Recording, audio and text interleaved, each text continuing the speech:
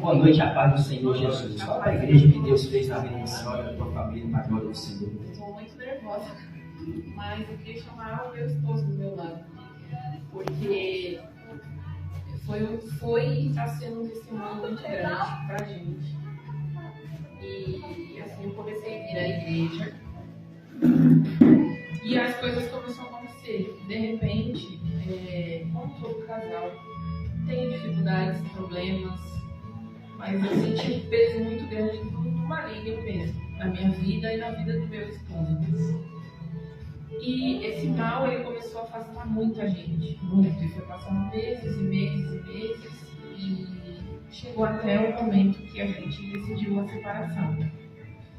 E aí, quando a gente decidiu a separação, que não tinha mais o que fazer, na minha cabeça e na cabeça dele já não tinha mais outra solução, eu vim na noite que eu decidi, durante o dia eu decidi com ele que a gente ia separar, eu vim na igreja e eu falei simplesmente com a missionária Silvana, eu falei, boa noite, missionária, a paz. E desabei de chorar e comecei a contar para ela o que estava acontecendo. Ou seja, quando a senhora veio aqui para contar a situação, já estava decidido o que iria fazer. Sim.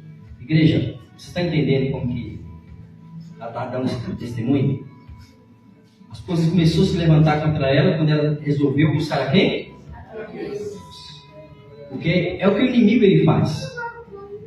É o prazer que ele tem, que infelizmente ele investe na vida de muitas pessoas, principalmente na família, para causar o quê? Uma separação.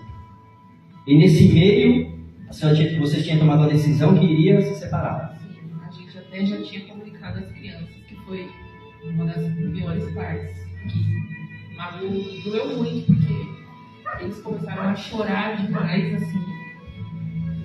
E aí, ele pegou as coisas dele, foi pra casa da minha sogra, levou pra minha sogra, e eu decidi que eu não ia mais morar de aluguel e resolvi voltar pra casa da minha mãe, que é aqui do lado.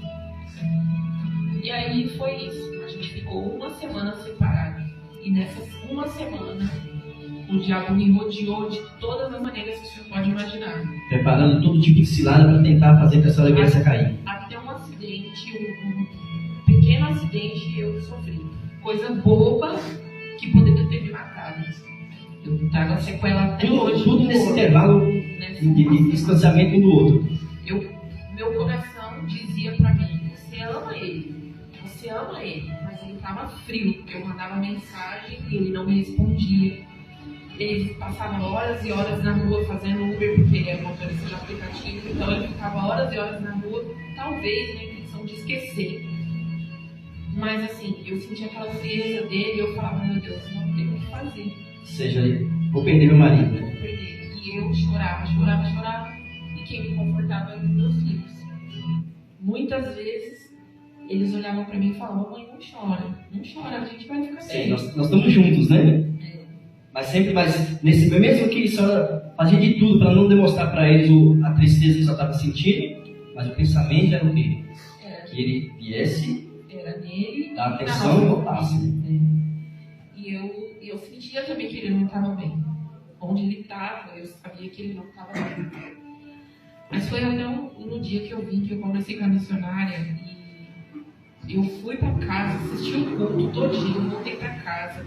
E naquela noite, a missionária não me deixou ficar sozinha, porque eu estava deitada ali na garagem do quarto, onde minha mãe me liberou espaço para mim ficar. E ela começou a mandar mensagem para mim. Ela falou, você precisa orar, eu estou do seu lado, a gente vai orar junto, tudo vai ficar bem. Ela me deu muita estrutura, muita firmeza.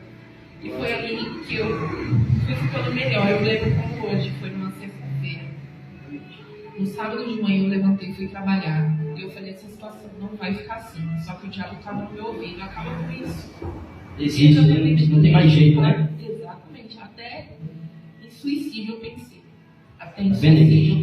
Tá vendo um ponto que ela chegou? Para você ver, quando eu sempre falo para vocês, gente, nós não podemos brincar e servir a Deus, porque a gente sabe que o diabo ele veio para matar, roubar e destruir. Ele quer apenas uma oportunidade. Essa oportunidade que ele achou quase levou ela a tirar a própria vida. Mas para a glória de Deus, através da palavra que a senhora estava ouvindo, que Deus usava a missionária para levar a palavra de Deus no coração da senhora, para ir confortando, só foi se sentir fortalecida. Exatamente. Não desistiu. Não desisti. Até um irmão nosso, que hoje não está aqui, mas eu tenho fé em Deus que ele vai voltar, que é o Júlio. Eu falei para ele, Júlio, meu coração está quebrado, eu vou para casa e eu não sei se eu volto amanhã. Ele olhou para mim e falou assim, você tem Deus no coração, você vai para casa, você ajoelha seu joelho no chão e ora, porque tudo vai voltar a ficar bem. E aí foi quando eu falei, eu não aceito não. Eu liguei para ele e falei assim, os meninos estão com a minha mãe, a gente precisa sentar e conversar. Eu falei, eu estou te esperando aqui na porta do meu serviço, a gente vai sentar e vai conversar. E foi onde eu falei para ele, por que a gente está nessa situação se eu amo você e você me ama? A gente precisa se entender porque a gente tem 2 crianças para cuidar e para educar. E foi gradativamente, passo a passo, uma dificuldade que a gente ia superando juntos. Hoje, a gente está enfrentando dificuldades. Hoje, eu resolvi entregar a casa que eu morava lá em cima, que eu pagava R$1.500 suado por mês. Estou morando na casa da minha mãe, para a gente poder juntar um dinheiro, para a gente poder ter prosperidade. Exatamente. Mas assim, eu entendi que eu não vivo sem ele.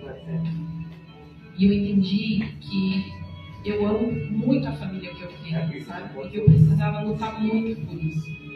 Então, hoje eu percebo que Deus me deu a vitória. Glória a Deus. Glória a Deus. Meu coração está preenchido, porque eu tenho os 3 do meu lado.